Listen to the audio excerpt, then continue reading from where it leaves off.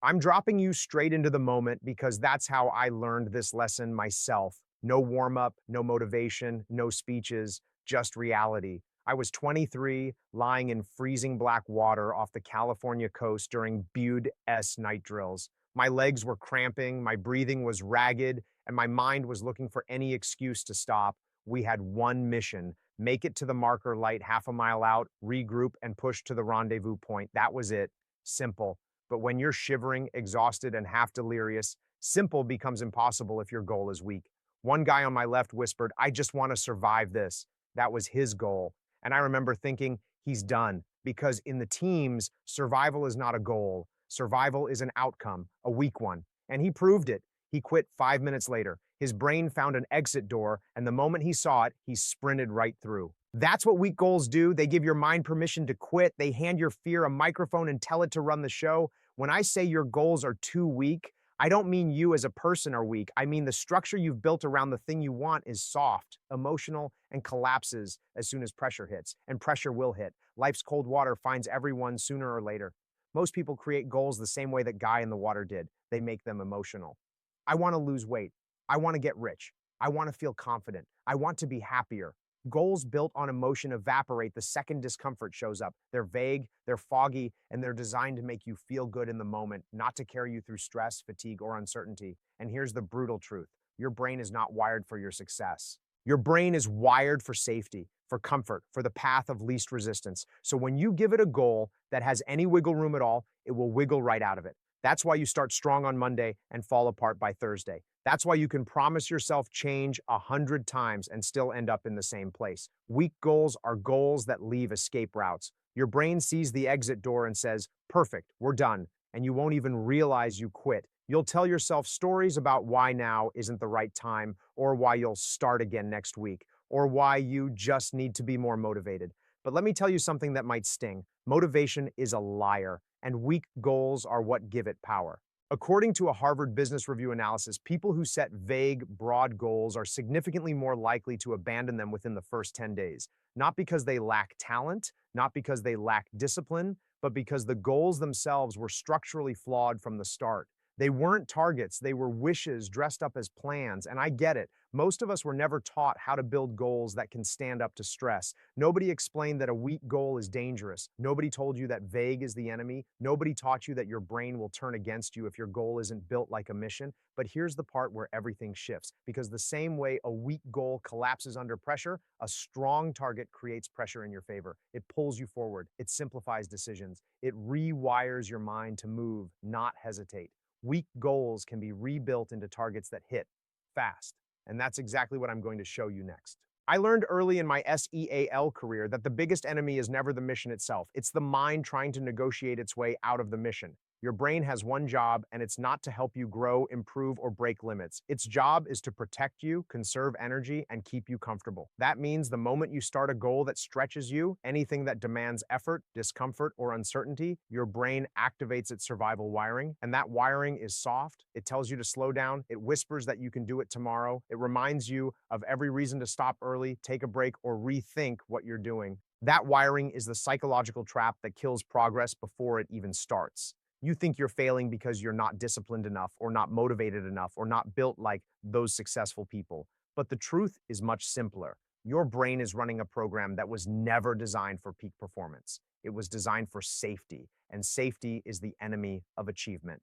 This is why 92% of people never reach their yearly goals, not because they lack intelligence, talent, or desire, but because they're operating with a brain that will always choose the softer path unless you give it something stronger to follow. Most people set goals that are soft, vague, and easy for the brain to override.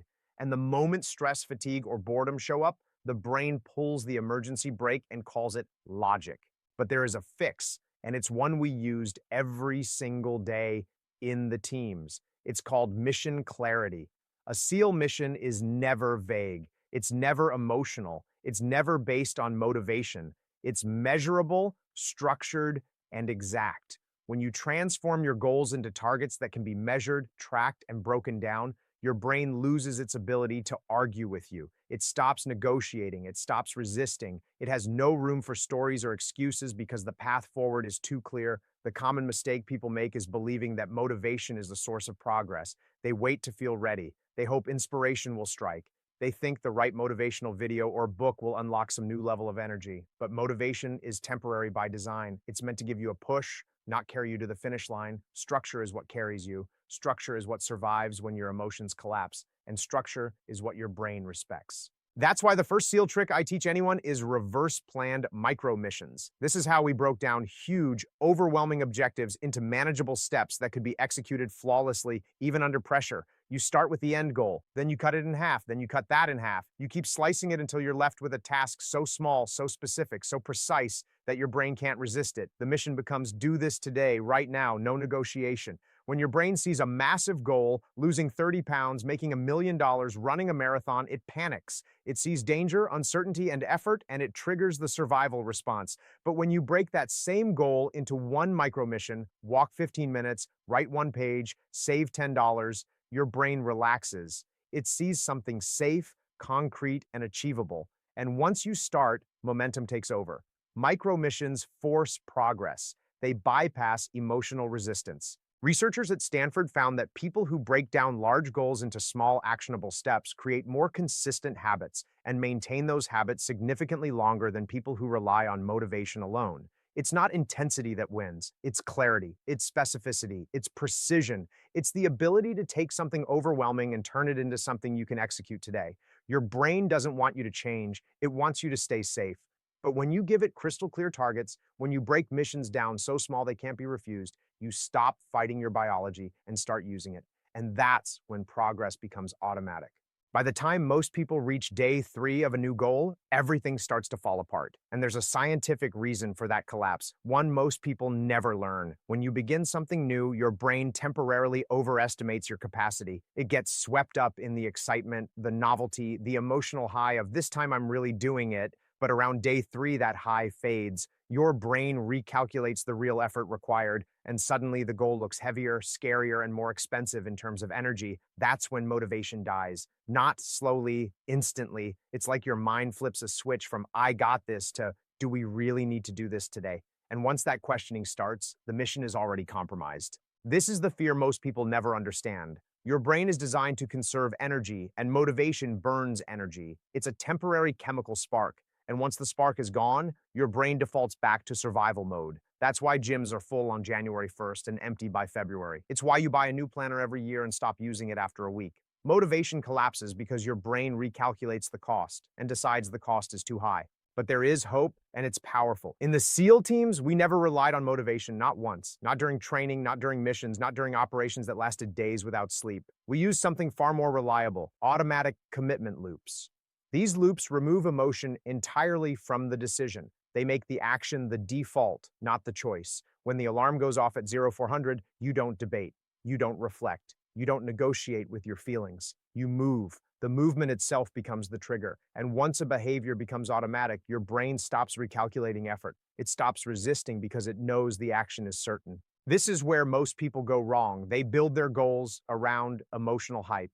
They create vision boards with inspiring quotes. They wait for the right playlist, the right sunrise, the right mood. They think success is a feeling, but success is a system. Your brain doesn't care about your vision board, it cares about energy. And anything that looks like it requires too much effort will be avoided, no matter how inspiring the picture on your wall is. That's why I teach what I call the activation threshold rule, SEAL trick number 2.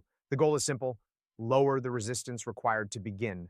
Make the first step so small, so automatic, so frictionless that your brain can't push back. The more resistance there is between you and the starting line, the more likely you are to quit. But when you remove that resistance, when you shrink the activation energy down to almost nothing, the task becomes the default instead of the debate. If you want to work out in the morning, your clothes should be out the night before, your water bottle filled, your shoes by the door. If you want to write, your document should already be open. If you want to eat better, the healthy option should be prepped and visible. You're not relying on motivation anymore. You're engineering momentum before you need it. The activation threshold rule makes the action inevitable. Japanese performance coaches teach the Kaizen 1-minute method, which mirrors this principle. They found that when you reduce a new habit to a 1-minute action, resistance disappears. And once resistance disappears, consistency takes over. It's not the size of the action that matters. It's the repetition. Your brain learns from repetition, not intensity, and repetition turns goals into identity. Motivation has never built a successful life. Systems have, structure has, lowering the activation threshold has. Once you remove the debate and make the behavior automatic, you stop waiting for a spark to ignite you. You become the spark. Most people think they have a discipline problem. They look at their failures, their inconsistency, the promises they break to themselves, and they assume something is wrong with them on a personal level. But I'll tell you a truth that took me years in the teams to fully understand. Discipline almost never fails. What fails every time is environment and identity. When your environment works against you, discipline becomes a constant uphill battle. And when your identity doesn't support your mission, your brain will sabotage you before you even start. That's the real enemy, not laziness, not lack of motivation, not poor willpower. The enemy is the world you've built around yourself and the story you keep telling inside your head. In the SEAL teams, we couldn't afford for discipline to be optional. You don't get to decide whether you feel like showing up. You don't get to debate whether the ocean is too cold or the night is too dark or your muscles are too tired. So we engineered our environment to make the right action the only action. We removed temptations, we removed friction, we removed uncertainty. Everything around us pushed us into motion. The gear was staged, the checklist was visible, the timeline was strict, the expectations were public. When your environment is built like that, discipline becomes damn near automatic. You don't rely on feelings, you rely on structure. Contrast that with how most people live. They put a bowl of junk food on the counter and wonder why they keep snacking. They put their phone next to their bed and wonder why they scroll until midnight. They keep their workspace cluttered and wonder why they can't focus. Then they blame discipline. They think willpower was supposed to save them. They think successful people are simply born with more grit, more fire, more mental toughness. But that's a lie. Discipline is not about willpower. Willpower is a temporary resource. It burns out the same way a match does. The people you think are disciplined aren't fighting harder. Their environment is pulling for them instead of against them. That's the mistake almost everyone makes. They treat discipline as an inner force instead of an external system. They believe they're supposed to be strong enough to ignore temptation, delay gratification, and rise above discomfort. But special forces don't operate like that because we know better. We don't leave room for negotiation. We build pressure around the mission so that quitting becomes harder than continuing. Your environment should drag you forward. Your identity should lock you in. Everything else is noise. And that brings me to one of the most powerful tools we use, what I call identity lock-in, SEAL trick number 3. It's simple, but it's not easy. You publicly define your singular mission. You say it out loud. You let other people hear it. You carve it into your environment. When your mission becomes part of your identity, and when that identity is witnessed by others, quitting becomes psychologically impossible. Humans will do almost anything to stay consistent with who they believe they are and how others see them. When you identify as the person who trains every morning, or the person who doesn't miss writing sessions, or the person who always hits their target, your brain rewires itself to protect that identity. Suddenly, skipping the task is not taking a break. It is violating who you are. That's pressure. That's leverage. That's power. A study from the University of Michigan showed that people who tied their goals to identity were far more consistent and resilient than people who tied their goals to preferences or desires. Identity beats motivation. Identity beats mood. Identity even beats fear. When you become the mission, discipline becomes the natural expression of who you are. So, no, you don't have a discipline problem. You have an environment that works against you and an identity that's not connected to your mission. Fix those and you won't need more discipline. You'll need less because the mission will already be in motion. When I talk about transforming your goals into targets, I'm not speaking in metaphors. In the teams, a target isn't a dream, a hope, or an ambition. It's something you hit, something you close the distance on, something that has coordinates, timing, and consequences. When you start thinking this way, when you stop treating your goals like vague ideas and start treating them like military targets, everything changes. Your brain stops drifting, your actions stop wandering, your results stop fluctuating. You finally have something you can execute on, not just think about. A goal is emotional, a target is specific, time-bound, and binary. A goal says, I want to get fit. A target says, train 40 minutes today before 7 p.m. That is a target you can hit or miss.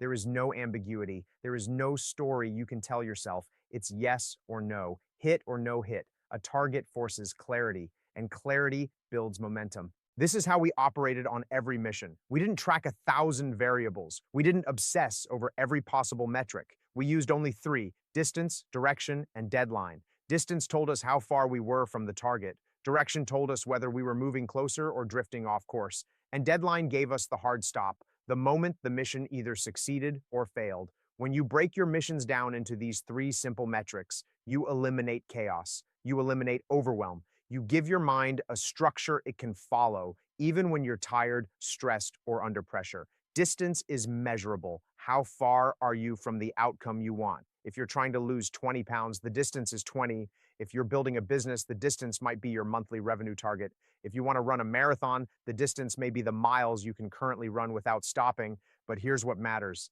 distance isn't emotional, it's factual, it keeps you honest.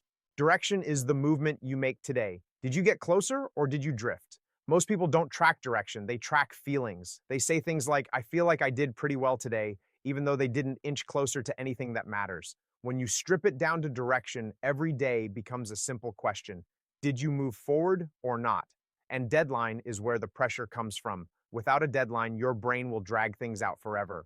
It will convince you to delay, postpone, reschedule, or revisit. A deadline shuts all that down. Pressure clarifies, pressure sharpens, pressure makes action the only option. The mistake most people make is tracking 20 different metrics, hoping that more measurement equals more control. But the opposite happens. They overwhelm themselves, they freeze, they become paralyzed by complexity. That's why people quit tracking their workouts, their calorie intake, their savings goals, their productivity habits. Too many metrics suffocate momentum. Your brain doesn't want complexity, it wants simplicity. And that's why I teach what I call the red dot rule. SEAL trick number 4. Every day, you choose one non-negotiable target, just one. This is the single action that moves the entire mission forward. When we planned operations, there was always a primary objective, the red dot. Everything else was secondary. If all else failed, we hit the red dot. When you apply this to your life, consistency becomes effortless. You stop obsessing over doing everything and instead focus on the one thing that matters today, not 10 tasks, not a 10-step routine, just one target, one red dot. Behavioral economists discovered that single target systems outperform multi-target systems by 68%. That's because your brain can fully commit to one action, but it panics when faced with too many options. One target cuts through the noise. One target builds confidence. One target creates daily wins, and daily wins compound faster than any motivational wave you might catch. When you turn your life into a series of hits, one red dot at a time, you start thinking like a SEAL. You stop drifting, you stop negotiating, you stop carrying dead weight. Your mission becomes clearer, tighter, sharper, and instead of hoping your goals work out someday, you begin executing targets that hit today. You might not believe this yet, but you are a lot closer to the life you want than you think. People imagine success as some distant mountain, far away, covered in clouds, separated by years of grinding. But that's not how real change happens. In the teams, we learned that the missions that looked impossible were always won through small, consistent targets. Not big leaps, not heroic bursts of motivation, just tight, focused hits repeated over and over until the mountain moved. The world will tell you to dream bigger, think bigger, visualize bigger, but big dreams are worthless without small daily targets that actually shift reality.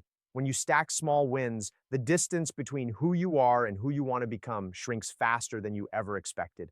I've watched guys go from broken to unstoppable simply by hitting one clear target every day. No drama, no intensity, no emotional fireworks, just precision. You don't need a massive transformation. You need a micro mission you can't talk yourself out of. Consistency beats intensity always because your brain respects what you repeat, not what you dream about. And if you've been feeling behind, if you feel like everyone else is moving faster than you or that you should be further ahead by now, let me tell you the truth. You're not behind. You're unstructured. There's a difference. Structure can be built. And when it is, progress accelerates. But I want to give you the final fear you need to hear because hope without urgency turns into procrastination. Time is the enemy. It wins unless you fight back. Every month you delay restructuring your goals. Every week you wait for the right moment. Every day you choose comfort over movement. You lose time you will not get back. And the cost isn't just the lost progress, it's the lost identity. Every time you postpone a target, you reinforce the version of you that hesitates, the version that negotiates, the version that doesn't trust itself to execute. That's why delaying goals steals years, not in giant chunks, but in tiny daily withdrawals. You wake up one day and realize the life you wanted didn't slip away. You slowly let it drift. And that's why I need you to hear this with absolute clarity. Your goals aren't weak because you are weak. They're weak because nobody taught you how to build targets that hit. Nobody taught you how the brain works under pressure. Nobody showed you how to structure your environment, your identity, your systems, and your execution like a special operator. You were handed dreams, not tactics, and dreams without tactics collapse. But now you have the tactics. Now you understand how to build momentum, how to bypass motivation, how to lower activation thresholds, how to lock in identity, how to hit your red dot every day. Now you have the framework we live by in the teams, proof that you don't need to change your entire life at once. You just need to hit the right target today. So here's your final push. Take the biggest goal you have, the one that feels heavy, distant, intimidating, and convert it into a SEAL style target right now. You don't need an hour. You don't need a notebook. You need 30 seconds. Break it down, slice it in half, slice it again, turn it into one action you can execute today, something measurable, something binary, something you either hit or you don't. Do that. And for the first time, maybe ever, the mission shifts in your favor. You're closer than you think. And the second you hit that first target, you'll feel it. The distance shrinking, the identity hardening, the mission forming. Now go create that target, then hit it.